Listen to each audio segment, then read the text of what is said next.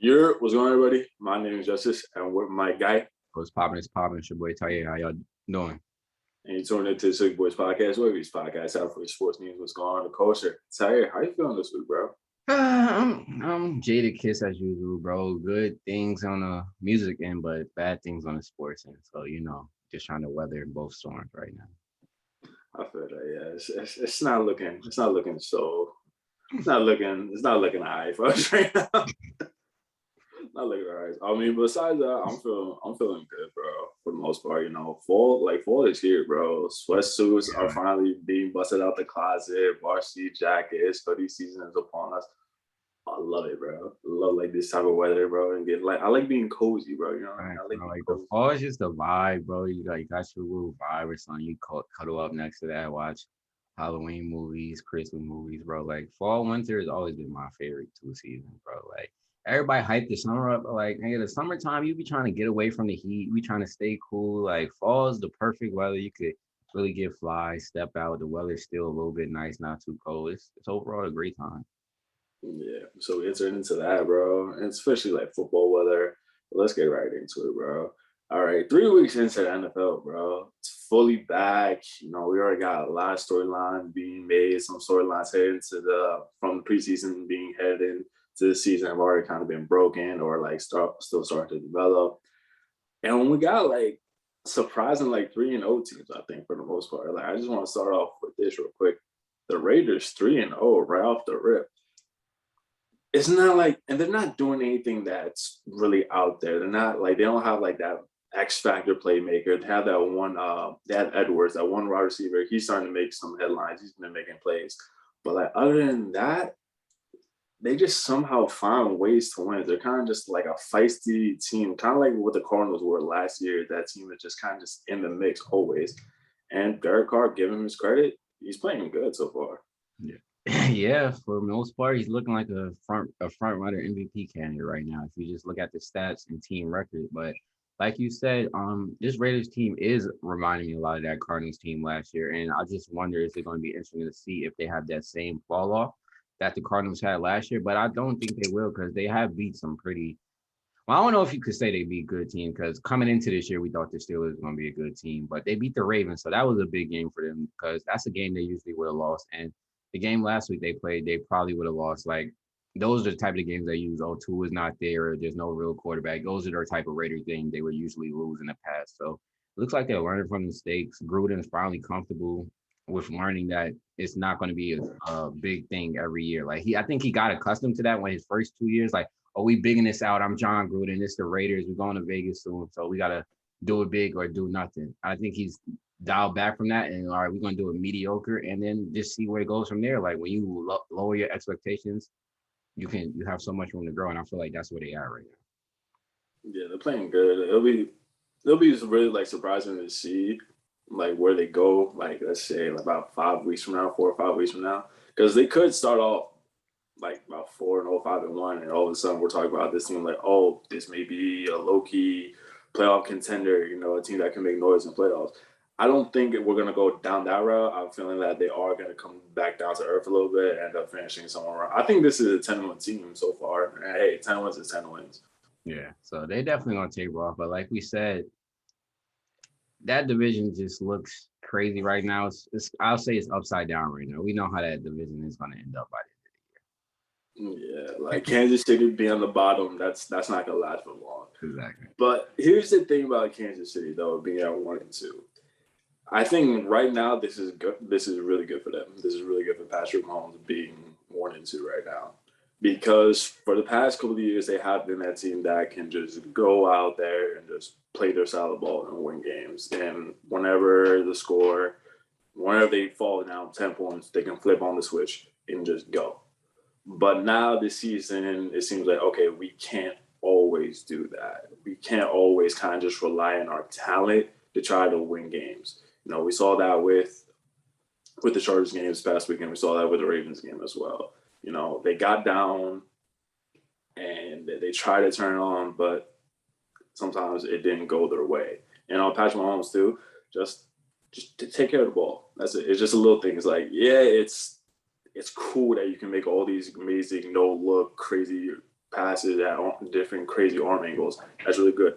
But again, you got to be able to take care of the ball and just be simple with it at certain times in the game. Yeah, because that's the thing. That's what was making Pat so great because he was doing all the crazy shit and he wasn't turning the ball over. Now that y'all turning the ball over a lot and we losing games, now everybody's looking to critique. That's like when Steph was coming out shooting all the threes, but they were winning. But when you start losing, like, why you shooting all those crazy ass threes? That's not winning the game. It's kind of the same thing. But I feel like they definitely need this. And I feel like Andy Reid just needs to dial back up into his coaching bag a little bit. I feel like he got comfortable with himself too, just being with Pat, just like a lot of coaches do when they have a big superstar on their team. They're like, all right, I don't really have to do too much. I really don't have to implement my game plan that much. But I feel like Andy Reid, being the offensive mind he is, I feel like he can shape something that these teams are not even close in the game with them at these points. Because like realistically, they should be blowing teams out. Like their defense is not that good, but like if we see how easy they can come back from a 20-point lead, y'all should start off with a 20-point lead. Like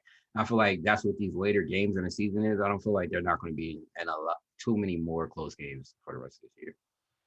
Yeah, like they're gonna be fine. Like their defense still is a question mark, but again, they have too much talent on offense to really just be down for too long. You know, like they have two game breakers on the offensive end, so they'll be just fine. I think for the most part. Surprising team though, also in that division, the Broncos 3-0. Yeah, the Broncos, that defense as a Jets fan firsthand, I know that defense is serious, but I think the Broncos are just in that case where the Cowboys were like 2 years ago when they started off like 4-0 and they just were smacking all the horrible teams in the league. And I just think that's where the Broncos are right now. But I would like to see how they play against the Ravens this week. I feel like that would show us if they really are a playoff contender or not. But I feel like the Broncos are not going to make the playoffs. I feel like that division could have three playoff teams in it. And I feel like the Broncos are going to be the odd man out. And it's funny because going into the season, it seemed like the Raiders were going to be on that now. And it seemed like, hey, if they can get good quality quarterback play out of Teddy Bridgewater, they'll be in the playoffs. But now it seems like it's kind of reversed now. Now we're looking at the Raiders being a playoff team. And even though the Broncos are 3-0, they played against team with a combined record going 9. Granted, Teddy has played well in those 3 games. They still haven't really beaten anybody at all. So this Monday, like I'll be definitely tuned into that Ravens game to see like, okay, are they legit or not? Yeah, that defense is legit. Like we always knew that it's always we just need a quarterback, and Teddy's been playing a role, but as a playoff team, you can't just manage the game. Like you got to throw it a couple of times to really down the field to really win the game. Like, and the playoffs is about, or we need our quarterback to win the game, not lose the game for us. And I just feel like that's where it's going to be the downfall for them. And also 3-0 team, the Panthers. Like I'll say this about the Panthers. That Panthers defense is legit, man. Like it is. It's the number one defense in the league, bro. And that's why a little bit as a Jets fan, even though I'm down as hell right now and I'm a little bit worried, I can't get too beat up because we face every team we face, it has a top 5 defense. So like I can't beat myself up too bad, even though I'm like, is their defense that good because they've been playing us? Like it could be a balance either or, but I'm gonna lean on we've been playing some good ass defense. So if some hope in the future. But for the Panthers, Sam has been playing good. He's been playing solid quarterback play, but I still stand on my point that Sam, you're not doing anything spectacular. Because if you were, I'll be saying that the Bucks are not fucking with y'all this year. I feel like if Sam was Josh Allen, the Panthers would be a Super Bowl contender, and that's still my point because I was a Josh Allen guy. So all you Sam Darnold apologists that keep you like, oh, what is he doing? I don't give a fuck. Did y'all see what Josh Allen was doing last week? Did y'all see the throws he was making last week? Sam Darnold did he throw a touchdown against the fucking Texans? No. So relax on this. They have a good scheme. Matt Rule's a good coach. Joe Brady's a great schemer. We saw what he did. Greatest college football season ever. And Sam just benefiting off of that. But I will like to see how Sam plays in the first full game without Christian McCaffrey. I want to see that. I want to see how he gets down. Yep, that's going to be definitely a telltale sign of where he's at as a quarterback and as a player, and for really just this Panthers team. because for the past 3 years, it's just been a lot of Christian McCaffrey when he was running for like 90 yards and catching like another 85 yards with 2 touchdowns. It was just a lot of McCaffrey. And now that he's out for the next couple of weeks, we'll see what the Panthers are really made of. Granted, they do have a great defense to lean on. That definitely helps. And they still have a solid run game with the backup running back. But we'll see what happens with that. Yeah. But real quick though, like I don't have like a hot take. Not like a hot take, it's more like a mild take, something like that. I don't think the Seahawks will make the playoffs this year. I've been praying for that shit because as Jets fans, we know that we have their pick, and that will be great for us because we're gonna get 2 high-ass picks. But I feel that shit, and the main reason I feel that because DK Metcalf, bro, and it's just a quote this man said to me, or he said earlier this week or the week before, and it was like, why? What do you think is different from like how defenders have been able to figure out teams been able to figure you guys out? Oh, it's mental. They've just been talking trash to me. So you're telling me that the thing to stop you is trash talk? The thing to stop you is a mental block for you that can stop you from being great. And you admitted that in front of cameras. So when I saw that, I was like, oh yeah, they're in a bad place right now. That their star rookie stuff, not rookie, but their up and coming wide receiver star is saying that the only thing that can stop him on the field is when other players trash talk him. You know what other players are going to do when they get on the field now? They're going to trash talk you. And I just feel like the Seahawks are just, I don't know. They don't have that same luster they had DK's first year when Russ was going throwing 50-yard bombs, and it was just like, yeah, you can't stop this. Like it's that early season MVP rush range is not there anymore, and it might bode well for them because when it's there, they usually lose. So if it's not there right now, they might win. But also, I don't think Russ is focused because like he's flying out Sierra and she's twerking on this nigga in a hotel room. I'm like, bro, you can't be doing that game week, bro. Like you gotta get your shit off before you can't fire. When I saw her in a hotel doing twerks in a low knee position, I was like, yeah, they're losing this week. Like I saw that video, I'm like, he's not focused. He's not he's not focused. He got better things to worry about than football. Sierra's in his hotel room twerking right now, bro. You think they give a fuck about what the Vikings are doing? No. Not at all. Not at all. I just don't see it happening just because the division that they're in, their past 2 losses that they take in, their schedule, and then their defense. They let Dalvin Cook's running back rush for over 100 yards. And the previous week, they let Derrick Henry rush for $180 on them. Yeah, they losing games that they're not supposed to lose because, like you already said, you're already in a dogfight in that division. So you got to get every win outside that division as possible. And you losing to the Vikings, that's just an L you can't take. And that point right there, they're losing. So they're losing to the Vikings, they're losing to the Titans, right? Historically, Seattle the past couple of years have done this every single season where they lose 3 to 4 games that they probably should have won, right? But the thing is, it's always happened in the middle or later in the season when they're 6-2, when they're 8-3. So they can afford a crazy loss like that and still be up in the win columns. They just took 2 losses in their first 4 games back to back like that. And they're in a division where the Rams are probably the best team in football right now. They got the Cardinals who are on fire. Kyler's looking like an MVP candidate. The Niners are rolling right now. So they're 1-2 right now heading into this game against the Niners. Like, that's going to be a big game for them. And then right after that, like, if they can start off, because I'm looking at the schedule right now, they got the Niners and they got the Rams back to back. So they can realistically start off this season about 1-4, 1-5. And they have a chance. Now, their schedule does get a little bit easier to play Steelers, Saints, and the Jaguars for their bye week. So they have a chance to get right back to just below 500.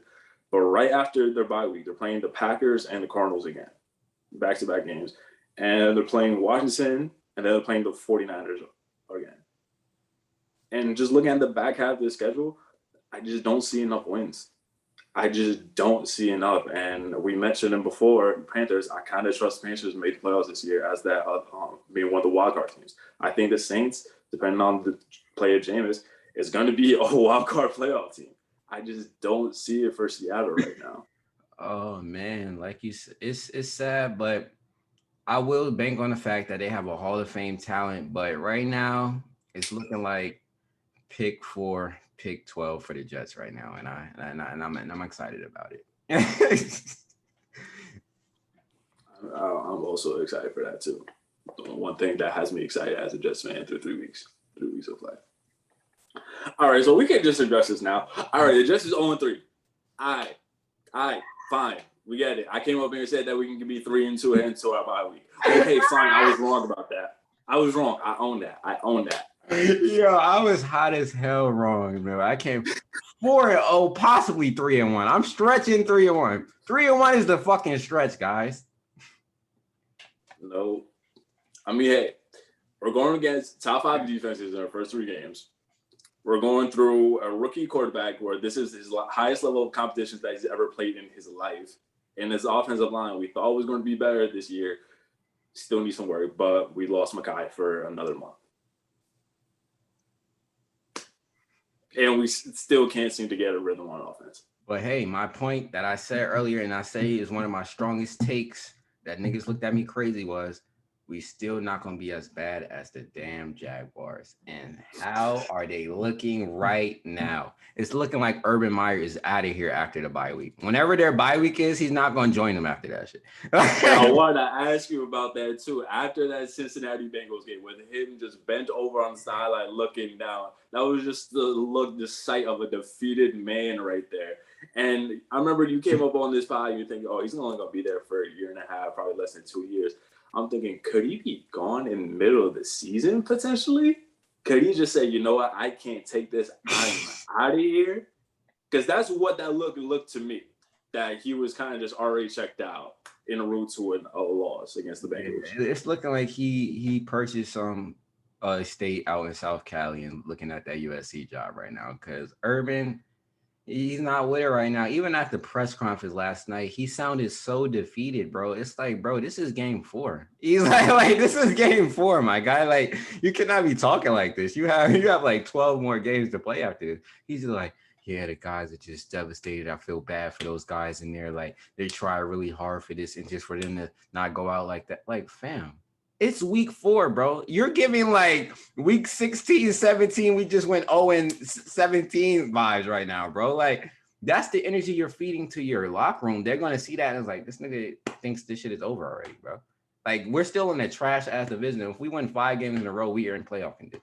Like, our division is weak, bro. Like, we can turn this shit around, but you are used to having all the best talent, facing talent that's not as good as yours. And it's just, I don't have to coach in the middle of the game because our talent is just going to outweigh whoever we're playing. So whatever I set in place before the week, I don't have to make any in-game adjustments. That's why they start, if you watch these games, they start off hot as shit. So like, whatever he's preparing them for during the week is working. But once that halftime marker hits, it just goes away. And he's just like, I don't know what to do once I get in here. Like, I'm looking down. I don't know how to call these plays. I'm sorry. And it's just sad. And I knew it was going to happen because a lot that was leading into this was the New York Jets bias that the fucking media has. So they were saying anything is better than going to the fucking Jets if you're the number 1 pick. If any job I want right now is the Jaguars, and Urban Meyer is going to turn Trevor Lawrence's life around. And I'm saying, no, it's not. Because then I turn the page and I look at Robert Saleh and I hear a real coach talk. You know, this is part of the learning curve. Like, we can't get too high. We can't get too down. This is just what we do. And we still have faith in this. And we're going to still build it up. And it just looks like he knows what's going on. And the Jets are going to be in a way better position at the end of this than the Jaguars. And I'm confident in that, bro.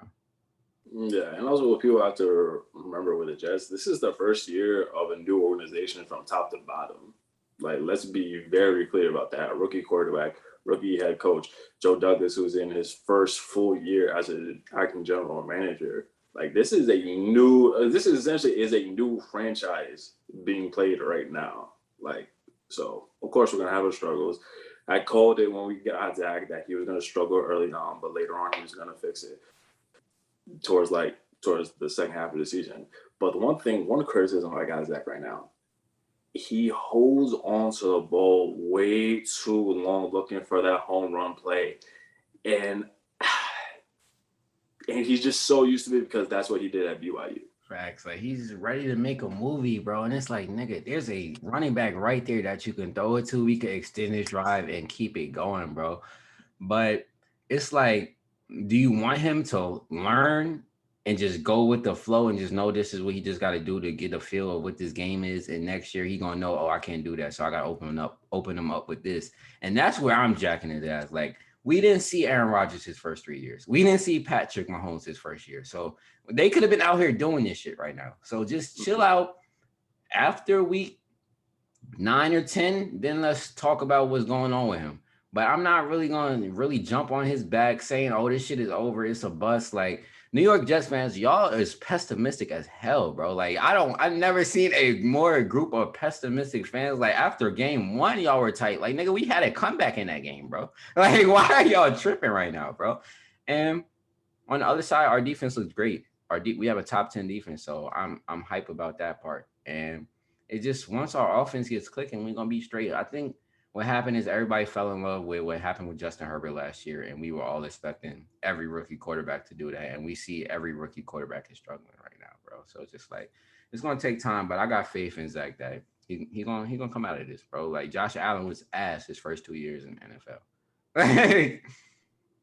Like we're gonna see that. But speaking about bad rookie quarterbacks, Justin Fields. Matt Nagy gotta go. Matt Nagy gotta go, bro. Because there's no way that you can put that man Justin Fields out there on the field and not put him in a position to succeed. Bro, if I'm Andy Dalton, I'm looking like, what the fuck did y'all niggas think I was gonna do out there? I'm looking back on the bench, like, what was the game plan if I was out there, guys? Because this nigga can run, and that's what y'all was doing for that. What were y'all gonna do with me? And that's just off of that. But yeah, Matt Nagy, you're done, bro. You're done. You let your rookie quarterback get hit 8 times. I'm not even printing out a new contract for you. Whenever this season is over, you're out of here, bro. Like you got a Super Bowl MVP quarterback. If you wanted to stand on, we got to protect this nigga that bad, you could have put Nick Foles up there. That's how I really feel about it. Like if you felt like we got to protect Justin, we can't let him get hurt. This is what we doing. We know we playing one of the best defensive rushers in the league, so we're not gonna put him out there.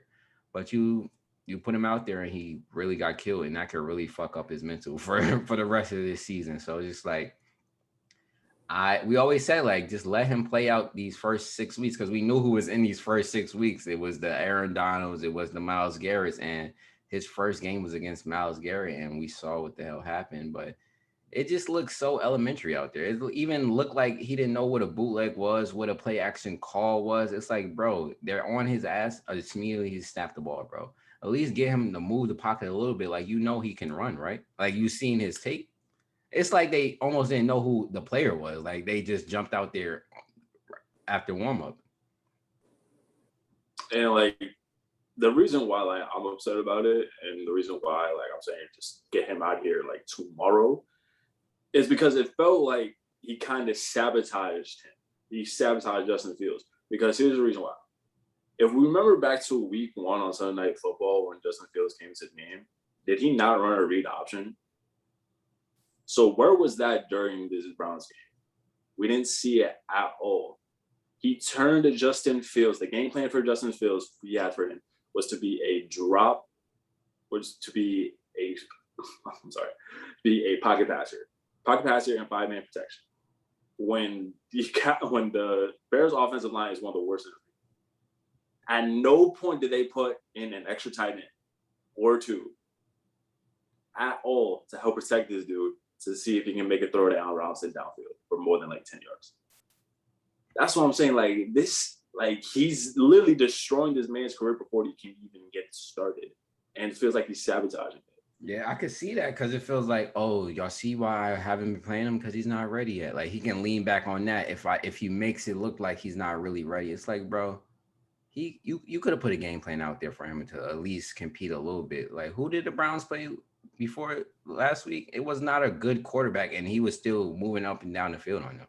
It's not like they were playing an all-world quarterback, and they really put some numbers up on them. It was a close game. They almost lost. So it's just like Matt Nagy, you could have put something together, or like I said, put Nick Foles out there to protect the quarterback you said that you were trying to protect. Right. And just for the record, the Browns played Texans last game was against the Texans with Tyrod Taylor. Tyrod Taylor was a decent quarterback. And then Davis Mills was even putting in work when he got in the game. So it's just like, bruh, the boy got to go. That man, Matt Nagy got to go. When Justin Fields got drafted, we all like were singing his praises, be like, yes, he landed in a great situation. He's going to turn into a great quarterback. Allen Robinson finally got himself like a quality quarterback. But even still, somehow the Chicago Bears, when they seem like they found their saviors, somehow still like fuck it up. yeah, Matt Nagy, you in that Adam Gase book right now, just clinging on to other niggas' greatness, bro. Like Adam Gase, that was all Peyton. Matt Nagy, that was all Pat. Like, like just leave it at that, bro. Like y'all don't got the sauce. Now, so like he should be gone by the end of the season. So now that opens up another coaching vacancy in the league. Is it time for Eric Bieniemy? Eric Bieniemy, I would love to see it, bro. Black coach, black quarterback in a black ass city like Chicago. I feel like it needs to happen. But I've been hearing a lot of rumblings that he might be going out to USC. He got a lot of California ties for that job. But I feel like at this point, if Eric Bieniemy don't get a job, this coaching carousel, I don't know at this point, bro. Like it's just gonna be like, I guess he ain't never getting hired, bro. Like y'all just gonna hire all these nobody ass niggas because y'all don't want to hire this black man. And if that's the case, y'all gonna take that L on your own. He's eventually gonna get a job. Like eventually somebody's gonna pull the trigger, and that's gonna be the story. The first team to pull the trigger is gonna be the first team to go large. That's just what it's gonna end up being. But if I'm him, I'm looking at that Chicago job. It's not the best job, but it's something where you can build something. You can build something. You can build a legacy there in Chicago. And right now, the legacy of Chicago football isn't all that great right now. It's 1 year. It's literally 1 year. And like it's just 1 year. When niggas just point back to your 1 year, that's how you know you're not a good team. We'll see what happens with that going forward. I mean, and then we got to talk about, of course, Sunday Night Football, the matchup all been waiting for since that man left New England. Coming home, tell the world it's here, bro. It's here. Patriots, Bucks, Tom's coming back to Foxborough, the house that he built with Bill Belichick. This is gonna be a fun game. I think the Bucks gonna win. Big, but narrative-wise, it's gonna be a fun game. This shit gonna be over second quarter vibes, to be honest, bro. I feel like Tom just coming in to kill, bro. Everybody think Tom is on some kumbaya shit coming through. No, Tom is a killer. This is like if Michael Jordan had a chance to go back and play the Bulls for a meaningful game when he was on the Bulls. Like, y'all think when LeBron went back to Cleveland, oh, it was a nice... LeBron didn't really kill niggas how they were supposed to get killed in that game, bro. Like, KD, he went and killed niggas with that cupcake shit. He was really sniping niggas out there. But this, it's going to be a different, like, I built y'all, I made y'all, and y'all need to know that. And then after the game, y'all can give me my flowers, but when we step into this field, it's no love. And I feel like that's how Tom is coming, especially after the loss they took last week. It's gonna be sad for Bill and them boys. But like he was popping shit crazy during the week. He said, I already know what they're doing this whole week. I know their game plan. I know their meetings. I know what time they're gonna practice. I know what they're gonna talk about in practice. I know what they're gonna put in the bulletin board. I know what pamphlets he's gonna hand out. I'm like, yeah, like like he ready. It's go time. It's like this was the one game. This was the one regular season game he had served. Right. Then he might retire after the game. Like, to be honest, he's like, I got my ring. I beat Bill. I've already done enough. I'm out here, LP. Like, I'm out here. I don't need this shit no more. And I really respect that shit. Like, you dismantled the whole conversation that everybody had. Was it Bill? Was it Tom? Everybody said no. It was Tom. People will say it's Tom, but like in all honesty and realistically, it was the both of them. You can't have one without. Yeah, but people are still gonna give that edge to Tom. Yeah, just because after 1 year he leave you and he win another one, it's just like, what else can we do, my guy? Yeah, and y'all missed the playoffs. It was amazing that y'all won 7 games. So we'll give y'all credit for that, but y'all still missed the playoffs. Facts. So it's just like defense still top notch, but yeah, it's just gonna be. I think this night gonna be a night for Bill to just swallow his pride. He might say sorry or some shit, or he might not. Bill might just die with that pride. But I really feel like Tom is going to put it into the Patriots way. I think he's going to try to send them back to being a poverty franchise. Why not, bro? Honestly, I could see it too because like I don't know if you saw but the report. So basically there was a book written. Although he spent time with Tom Brady, he spent time with Bill Belichick, basically chronicling like that 20-year run. It came out this week, so we have a lot of stories and a lot of anecdotes from that book. I don't know if you saw the one where it basically said that when it was time for Brady to go, it was like, nah, I'm I not don't doing that. for you, just nah. Nah, I know Tom feels some type of way about that. That's I what I'm know saying. He's ready to kill, bro. Because Bill, on a real, Bill has been acting like a little hoe. But they both been hoes this whole situation, bro. Like they both had some hoe ass moments. Like Tom going to Kraft, like if we don't trade away Garoppolo, it's raps. It's gonna be a problem. That was a whole ass moment that Bill felt in his heart. And when Tom Brady was like, "Do y'all want me back?" Bill was like, "No, fuck out of here. Like, please go." And then when Bill did that, Tom took that shit personally. Like, "Oh, you want to say fuck out of here? Then I'm out of here." So I see why Bill was like, "Nigga, I'm not meeting up with you." Like no. Like you wanted out, you could have left 2 years ago when I was trying to get you out of here. So fuck you, dip out. I don't care. So just like on both sides, they both two petty ass niggas. It's father son. They're the same person, bro. Like they're mad at each other because they're the same fucking person, bro. the That's same all dude, this bro. shit is, bro. No, honestly though, I do want to see a celebrity boxing match between those. I Nah, got Bill will fuck Tom up. Bill is military trained. He will fuck Tom ass up. Tom, Tom don't want that smoke. I still want to see it though. I still want to see it for entertainment purposes. So now does Tom go down like the third, or does good last until like the fifth? Man, that's an early round knockout. Bill was going in there for the kill. He's like, nah, this is a different bag right here, nigga. I've been ready to slap you up since your rookie year, nigga. He's like, I've been ready to slap this. No, that's a fact. And also, Bill got that old man straight with him too. He's mad short, low center of gravity. Like you're not moving him off his pivot, bro, at all.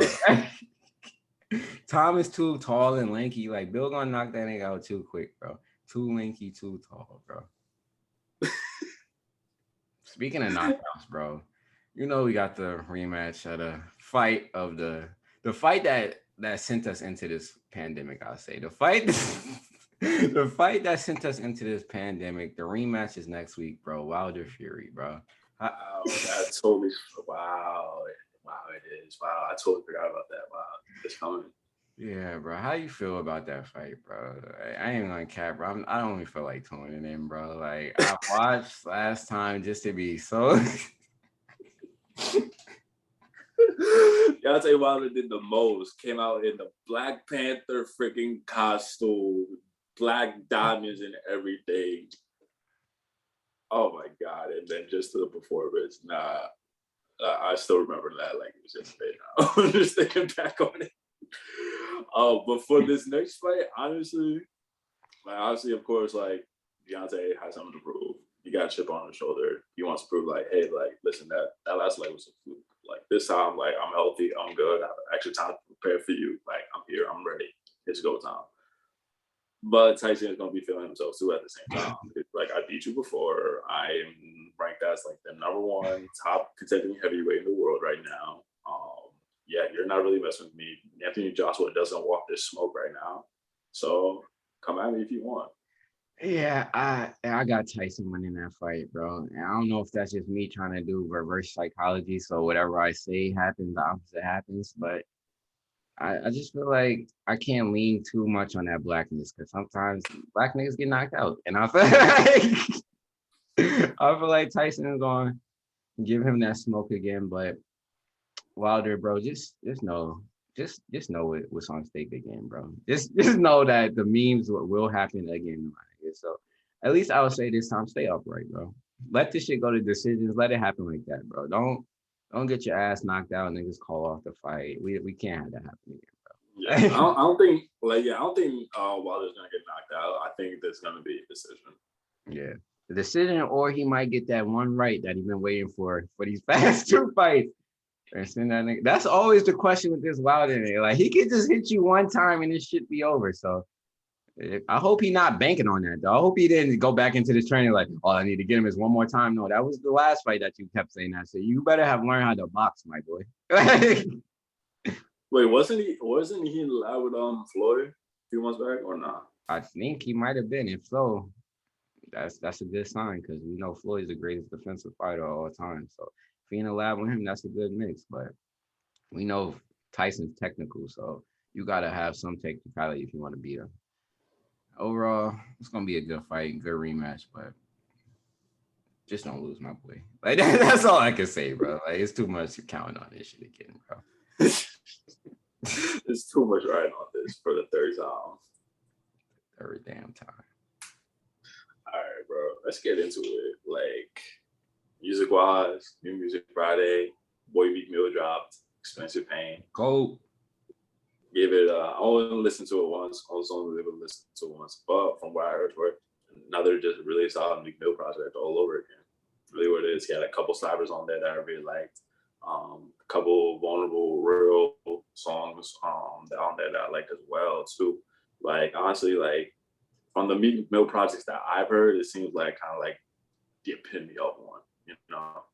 Yeah, this is like we said about all these rappers, bro. I feel like these, like, when Jay-Z released a Black album, that's like, oh, this is my retirement album. I feel like for all the rappers of our class, that's what these albums are right now. Like, the all season is kind of like, this is my close to retirement album. CLB is kind of, all right, this is my shit that I'm getting off to y'all, and then I'm gonna go on to my second ventures. And I feel like the same thing with Meek, like he dropping this and then he's trying to venture off to being a boss, a label rep, a label owner, and that's what they all going into. And I could hear it throughout all the albums I just named. Like all the albums, I could feel like it's just talking about what they chronicled the first 10 years of their career, what they've been going through, the wins, the losses, no pun intended, and just shit they've been going through. And now what they're looking forward to on the second half of their life and moving power, because they got past all the poverty, all the beef, all that shit. They got past all of that. And it's just now like we rich as hell. We don't got too many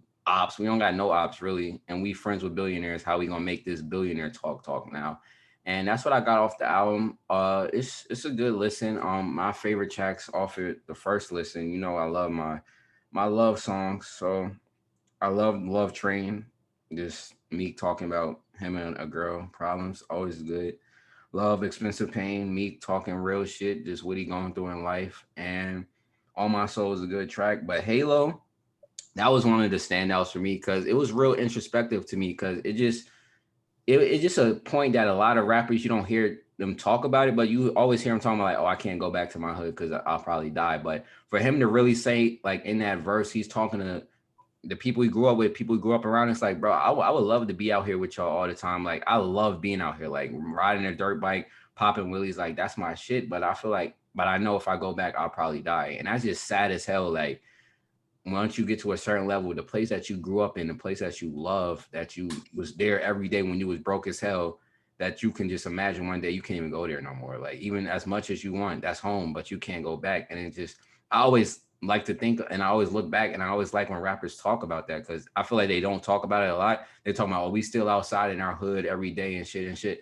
But like the ones that really made it and really got it, they know that they can't really be out there anymore. And when they do, we see what happened. They die in their own hood and nip. And I feel like that's the main thing around this album. Is just also a lot of survivor's remorse I feel throughout this album with Meek. It's just like he's sad that a lot of his friends are dead and he's just out here living life and still making money. And that's the thing that a lot of us experience, not even to the highest level. We got people that died, and sometimes you can feel like, damn, I'm here doing this and they didn't even get to make it to this point. And it's always cool to see artists touch on that. And as far as Meek albums, I feel like it's up there with wins and losses to me. I feel like Championship is still Meek's best album because just everything he was dealing with, going to jail, facing that. I feel like he wrote all that shit in jail and it just came out and that was real pain. But this album, I give it probably an 8 out of 10 right now, and it's up there with albums of the year for me. But I still got Tyler, Cole, and Drake as my top three right now as albums of the year. But Meek being my favorite rapper is probably going to end up there by the times I play it.